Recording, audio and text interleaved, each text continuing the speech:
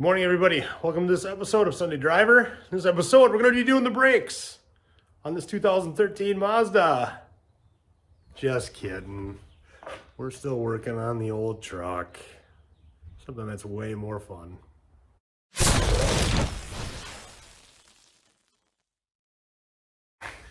Okay, so this episode, what do we go over? I put the clutch in along with the transmission. I put the fuel tank in and I weld up those front cab corners. So enough talk, let's get to it. All right, now I get to do the fun job of cleaning this. Now, I don't think it's gonna take much to do because as you can see, it's easily coming off.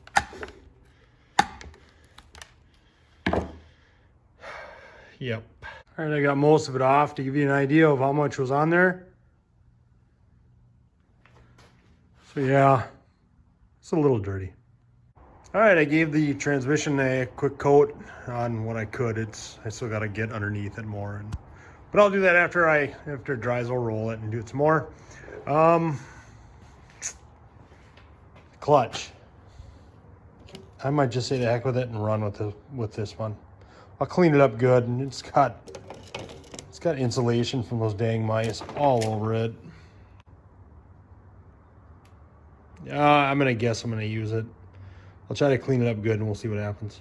Then I'll stuff it in there and we'll see if we can make this thing roll. All right, another thing I need to address, obviously this hole before I can drive it and put the front clip on. So I got my thin metal finder here and I just started poking and I've got this good hole going here. I've got another hole down yonder and I got a hole here and up here. So keep in mind this is a rat, whatever you want to call it, rat, shop truck, whatever. I'm not making this thing real pretty. So I just want a good, honest truck. So I'm just gonna weld patches in, and then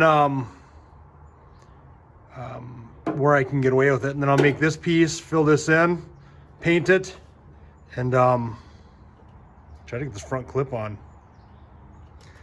I got a lot to do. So as you can see, I finished welding in those patches and all that fun stuff. So and then I hit it with Port 15 rust converter. Port 15 rust converter is a great rust converter. And then to seal it up so it's kind of watertight, I obviously just hit it with some silicone caulking, whatever you want to call it. So when that dries, I'll hit it with the magic rubberized goo undercoating stuff.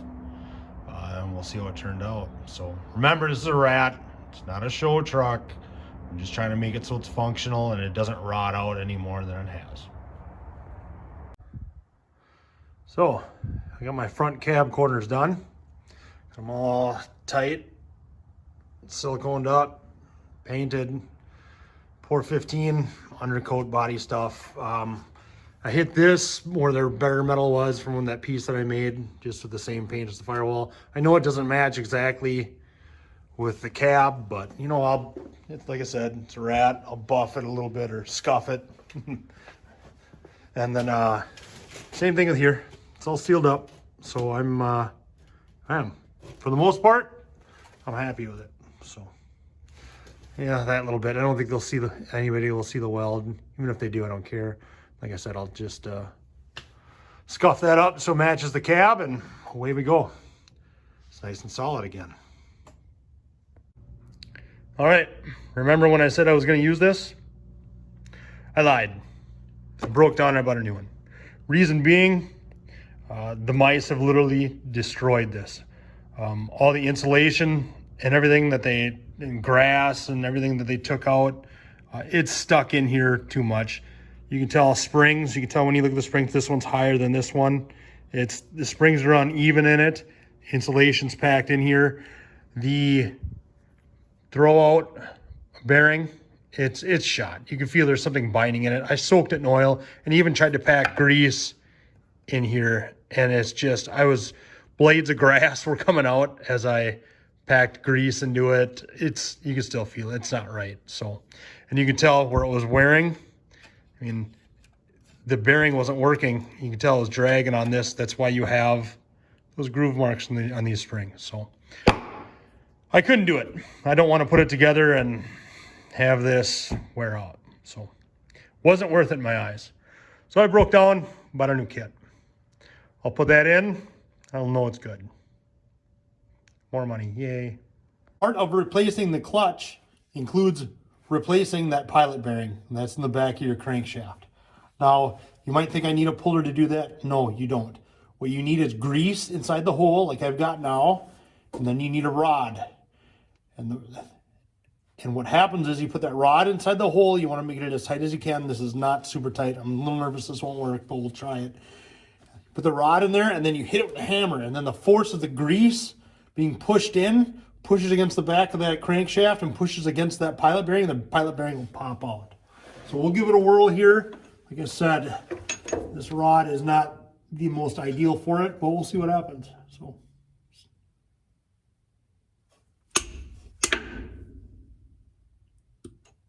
and it didn't work because this rod's too dang small. Bummer. Okay. Since I don't have a bolt that's perfect that size, I'm hoping if I just go, I think this, with the shop rag, and hit it with that. Let's see if that works. Probably won't, but with a shot, right?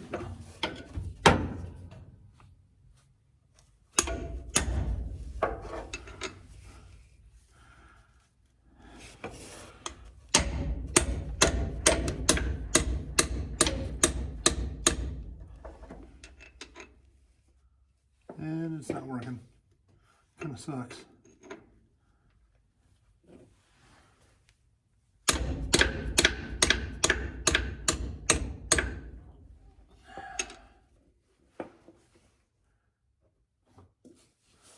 Well, actually, it is kind of working.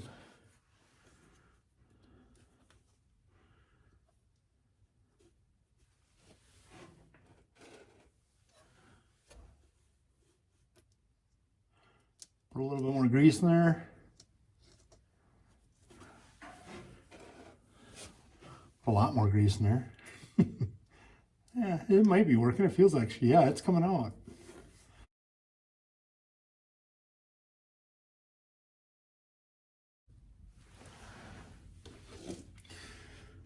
Okay, 22nd time is the charm. Let's see if we can make this work, huh?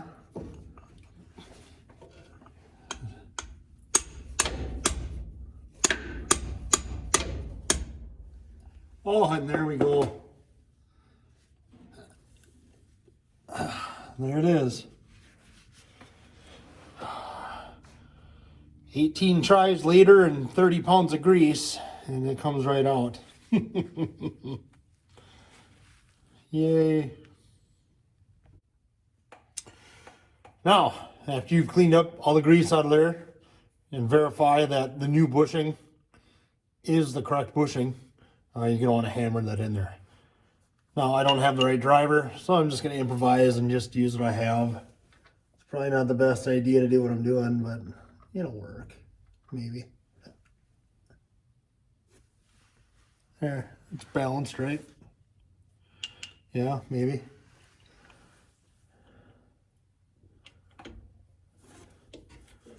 Stay up there.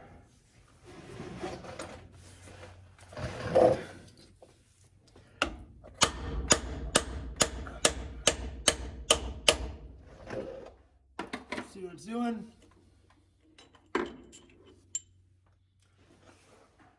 Yeah, it's going in. Hammer it in and go from there. You got it in. Good job. I'm proud of you. Okay. After you get everything cleaned up and the pilot bearing's in, then you can put the clutch itself in. Now, you're going to want to put the flywheel. See how the clutch, this is the clutch disc with the pressure plate behind it. See it says flywheel side right there. Maybe you can, maybe you can't. That obviously goes towards the flywheel. So now we'll put it up in place. You're also going to want your clutch alignment tool And first, when you line it up, well, we'll get it up into place. So we'll throw the tool up in place, the alignment tool, but if I can fit this thing up in there. Yep, there we go. And the clutch alignment tool goes through that pressure, or through the pressure plate, through the clutch disc, and into that pilot bearing that we installed. It helps make sure everything lines up. So when you get the transmission up in there, everything lines up good and goes together easy. Line up my holes. Put my bolts in.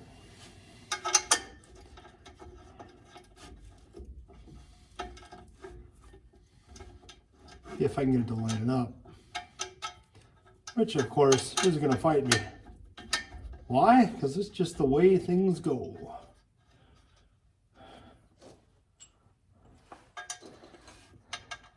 If it was easy, everyone would do it, right?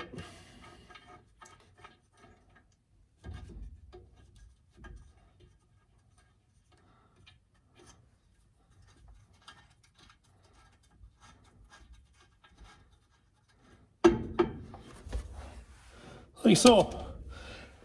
Get all the bolts in, tighten them down little by, tighten them all up, and then pull the tool out, and your clutch is installed. Good times. Okay, now I got all the bolts in and tightened down. My alignment tool, I can take that out, and I look down it, and I make sure that my spline part of the disc lines up with the pilot bearing in the middle there. So now when I put my transmission in it, I put my transmission in gear and I spin my tail shaft, the output shaft, and that will spin the input shaft. And as it spins, it'll spin and mesh the teeth properly, pushing it all the way. Put my bolts in and my transmission will be in. Don't forget to put in your throwout bearing and any kind of linkage that you might need here. So. That stuff is tranny. My jack that I have, it's not a tranny jack, it's a regular jack, so this ought to be fun. And the key to getting these things in is getting it all lined up. When you don't have a transmission jack, that can be difficult.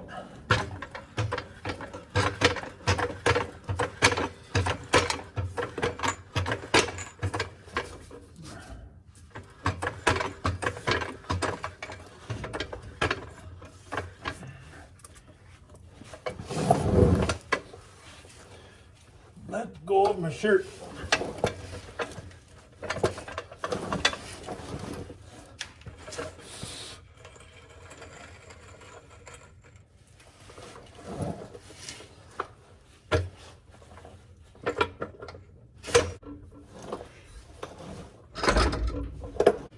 What do I look like here? Hold on. I might be able to get a bolt started here. Okay, I think I got two started. Ouch, pain, that hurt. Oh, I think it went in.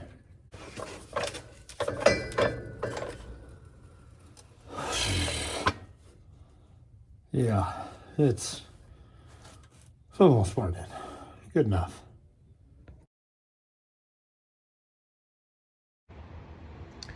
All right, I got a toy in the mail today. I bought a 17-gallon fuel tank from Amazon. The nice thing about this is that it already comes with the sending unit. So that's nice. So I just, for the price of it and the time I would have put into it, this was the way to go, especially with the fuel sending unit. Not that they're super expensive, but yeah, I'm happy with it. So, all right, so I want to put that right here. Now,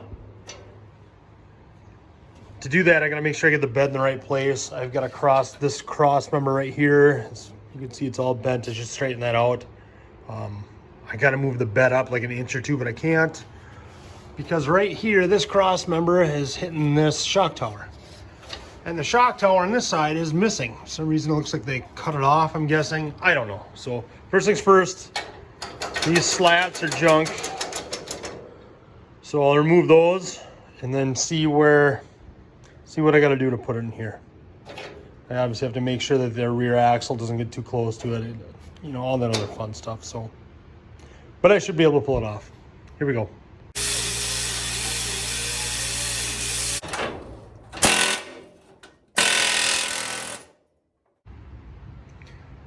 All right, so I got all those rotten slats out, but you can see that rear cross member is a little messed up. So I'm trying to hammer it out and cut out some bad stuff and weld in some new stuff.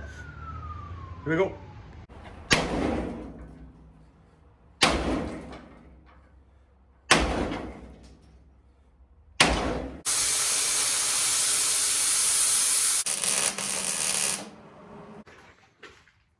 Okay, as you can see, I've got it all welded up. It is still all bent up bad, but that's honestly, I couldn't get any straighter. I just wanted to get the rigidity back. I'm gonna, I think right behind it, I'm gonna do another one. As I want this thing to have a hitch on it, a 2-inch receiver. So I'll weld it into that. So I'm gonna add on to this. I know it doesn't look pretty. Remember, it's just an old truck. She'll live. All right, fast forward a little bit. I started making the bracketry to hold the fuel tank, and it'll just bolt right to the bottom of the tank. So I'll start welding that up, get the tank in.